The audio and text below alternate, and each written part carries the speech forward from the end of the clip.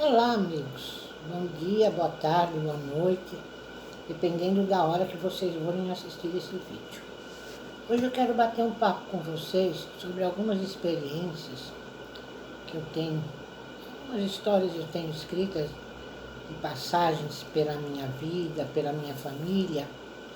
E essas histórias chamam-se A Menina da Rua 5.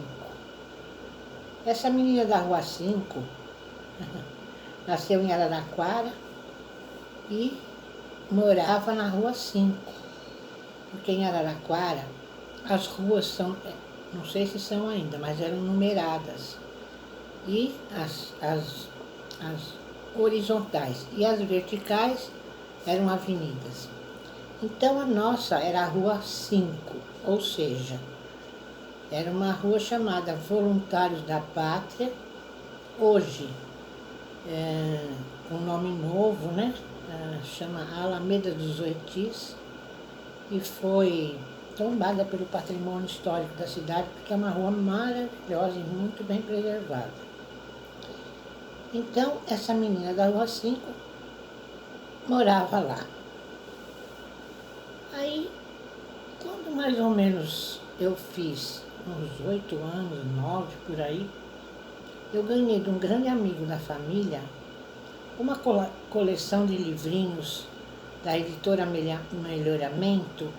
Esses livrinhos pequenininhos, não eram livros grandes, eles eram pequenininhos, e que tinha, por exemplo, A Raposa e as Uvas, A Raposa e a Cegonha, que mais? A Cigarra e a Formiga, deixa eu ver se eu lembro mais, Aladim e a Lâmpada, vários livrinhos, porque eu aprendi a ler. Então eu fiquei tão feliz com aquela coleção de livrinhos que eu carregava para lá e para cá, na hora que eu podia, que eu queria ler, eu levava todos, tinha uns 10 mais ou menos. Eram fininhos, mas eu levava todos para ler. Escolhia um, lia, reli tantas vezes, sabia decorar todas as histórias. Bom, um dia eu cheguei para o meu avô e disse a ele, eu queria um livro para ler, eu tinha uns 11 anos por aí. Eu queria um livro para ler, o que eu posso ler? Porque ele tinha uma biblioteca fabulosa, né? Aí ele falou assim, tá bom, eu vou ver para você e vou te orientar. E o primeiro, por que eu quis ler outra coisa? Porque aquele livrinho que eu já sabia decorar e salteado, quando eu dei por mim, que eu entendi a história e me entrei para dentro da história, eu vi que o mundo da literatura era maravilhoso e que eu tinha muita coisa que eu podia fazer e viajar pelos livros, tá certo? Então fui falar com ele. Aí ele me deu um livro chamado Éramos Seis, da senhora Leandra Dupré. E aquele livro, nossa, aquele livro rolou. Eu li várias e várias vezes, muitas vezes. Aí eu não queria nunca que acabasse, então eu voltava e lia tudo de novo. Chorava no livro, atormentava a minha mãe para passar de bonde pela Avenida Angélica, que eu queria ver a casa da Dona Lula. Pois é, tudo isso aconteceu. Mas depois meu avô começou a me orientar, aí tive vários livros que eu comecei a ler por orientação dele, por exemplo, Histórias de Catarina, a Thelma, a Rainha da Noruega, tudo da editora do Pensamento. E assim foi. Então, quando eu já estava no ginásio, já tinha uns 15, 16 anos, eu ia para o colégio de manhã, à tarde fazia as minhas tarefas, minhas lições, e depois eu ia para a casa da minha tia, 2 tias avós. Tinha a minha avó e 2 irmãs que eram tias avós. Eu ia para a casa delas, que era logo virando a esquina da minha casa, logo ali pertinho. E eu ficava lendo, e elas fazendo crochê, conversando, não sei o quê. Aí um dia eu falei assim, nossa, contei mais ou menos um pedacinho do livro que eu estava lendo. Eu falei, nossa, que interessante esse livro. E elas prestaram atenção e gostaram. Então falaram assim para mim, Sônia, lê para mim, lê para nós esse livro. Falei, não, esse é um pouco complicado, mas eu prometo que eu vou ler. Aí que eu fiz, peguei o Éramos Seis e li inteirinho para elas, um pouco por dia. Quando eu ficava cansada e queria parar, elas diziam, só mais um pouquinho, que belezinha. Daí a pouco a outra falava assim, mas quem é esse Júlio? Tem 2 Júlio, e eu explicava.